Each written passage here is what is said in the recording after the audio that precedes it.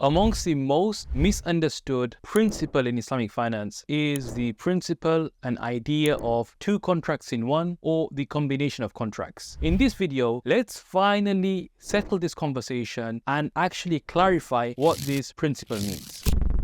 This famous principle stems from the narration narrated by Imam Tirmidhi rahimahullah, wherein Sayyiduna Abu Hurairah radiallahu anhu, he says that Naha Rasulullah sallallahu alayhi wasallam an bay'atain fi bay'ah. The Messenger of Allah sallallahu alayhi wasallam, he prohibited two transactions in one, or two sales combined in one sale. If you look in the Musnad of Imam Ahmad, a similar narration is found with a different wording, where Abdullah ibn Mas'ud radiallahu anhu, he narrates that the Messenger of Allah sallallahu alayhi wasallam, he prohibited safqatain fi safqatin wahida. Similar meaning again of the Messenger of Allah sallallahu alaihi wasallam, he prohibited and forbade two transactions in one transaction, or two contracts in one contract. But the question is, what does this hadith actually mean? You will find approximately 7 different interpretations to this hadith and what it actually means. For instance, the Malikis, the Hanbalis, Thawri and others have mentioned that this hadith actually refers to offering a cash price and a credit price without specifying which price you are actually referring to and is agreed in the contract. So based on this interpretation, it doesn't even mean having two separate transactions. Rather, it means you've got two prices, one which is known and it's a cash price, and the other is a deferred price that's also known. But you leave the transaction without stipulating which of the two prices this particular transaction is based upon. The fact that there are 7 different interpretations shows that these narrations that we have for mu'amalat and transactions and financial matters are not ritualistic, meaning they're not literal. There's always an underpinning idea and meaning. Forget every other narration. Just think about the narration of riba, the famous narration of riba, where the Messenger of Allah sallallahu alaihi wasallam, he prohibited 6 different commodities to be traded except for being hand to hand and being equal. Even in that, the 4 schools of fiqh, the Hanafis, the Malikis, the Shafi'is and Hanbalis, they differ in the understanding of the hadith. That's the greatest prohibition in Islamic finance, in riba. Yet there's a difference in interpretation on what the hadith actually means. That's why a literal approach is not the correct approach. Rather, we have to understand what the hadith means, and that is done by looking at the fuqaha, the scholars, what they mean and what they say.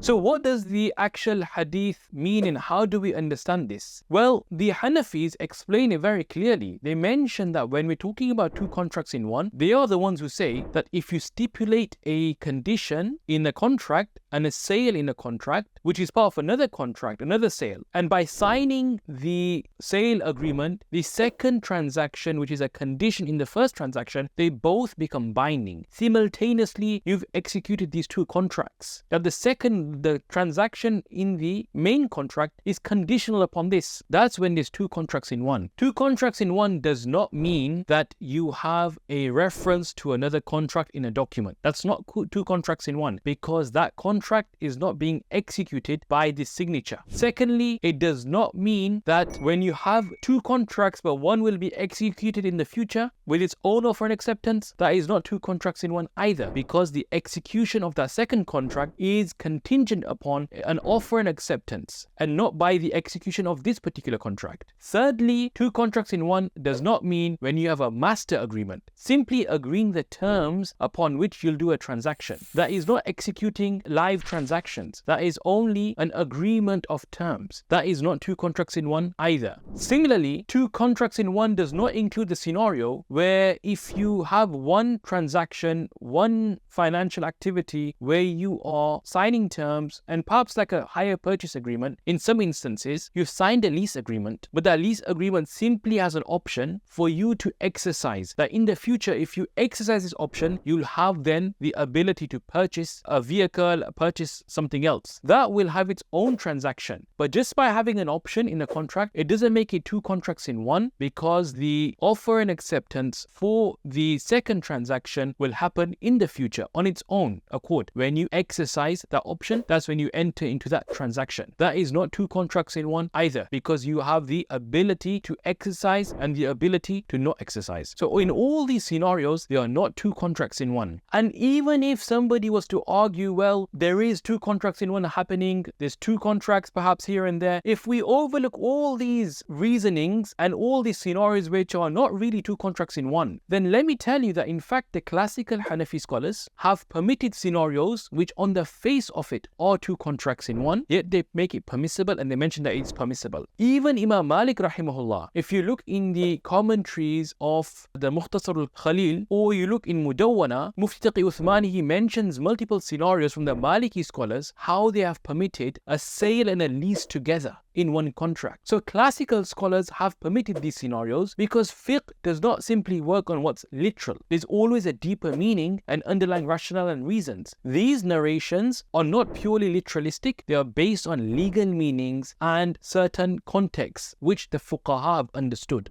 Imam Marghilani clearly mentions the scenario of combining contracts, and he mentions وَمَنِ اشْتَرَى ثَوْبًا أَلَا أَن يَقْطَعَهُ الْبَائِعُ وَيَخِيطَهُ قَمِيصًا أَوْ قُبَاءً أَوْ نَعْلًا ألا أن يحذوه البائع أو يشركها فالبيع فاسد. قال رحمه الله وفي النعل يجوز استحسانا. He mentions scenarios classically where if a person was to buy a cloth with the condition that the seller, he cuts it and he makes it into a soap or into a cloak, or a person buys shoes from a seller and he conditions in that transaction that the seller will provide an additional service, an ijara, right? Such for instance, he'll make it into shoes, or he'll add a lace to it, or he'll do some work on the shoes themselves. He mentions the sale is fasid, meaning that the sale is problematic because there's two contracts in one. However, he thereafter mentions وَفِي النَّعْلِ يَجُوزُ إِسْتِحْسَانًا. When it comes to shoes, this is permissible based on istihsan. Like we're moving away from the logic of the law to another idea which is of permissibility because the law has a meaning to it. The reason why the scholars mention that two contracts in one is prohibited, it's because it leads to, or has a potential to lead to, disputes. But when this illah and reason is no longer found, and that is known through the urf, the business practice, industry practice, this transaction, when it's combined like this, it doesn't lead to a dispute. People are aware of what's happening. There is no exploitation felt. There is no abuse felt. There is no unfair advantage. Rather, people willingly want this. Both parties are okay. There is no excess felt in the contract. And therefore, there's still musawat. There's still parity and a level playing field between both parties. And we know that from the urf, then we know that the reason behind the prohibition of two contracts in one is no longer found in this scenario. And therefore, it'll become permissible. And this is the real reason why two contracts in one are prohibited in Sharia. Hence, that is why the Hanafi fuqaha permitted this transaction with shoes. That you can have two contracts. You can have a sale and a lease stipulated together because it doesn't lead to any dispute or any problems. Hence, just considering that and overlooking everything else we've discussed, if there are certain scenarios, certain transactions which have become widespread and known, it's not leading to any dispute, you may have muftis nowadays saying that such a scenario is Sharia compliant because the underlying legal meaning is no longer found. Hence, this is what two contracts in one actually means. It's not just about having a mention of another transaction in documentation. It's not that. As we mentioned, it's not a master agreement. Neither is it about having an option in a contract, and neither is it simply having a mention of a contract which will be executed independently in the future. None of these scenarios are two contracts in one. The next time you see somebody complaining or objecting and saying it's two contracts in one, do share this video with them and explain to them what two contracts in one actually means.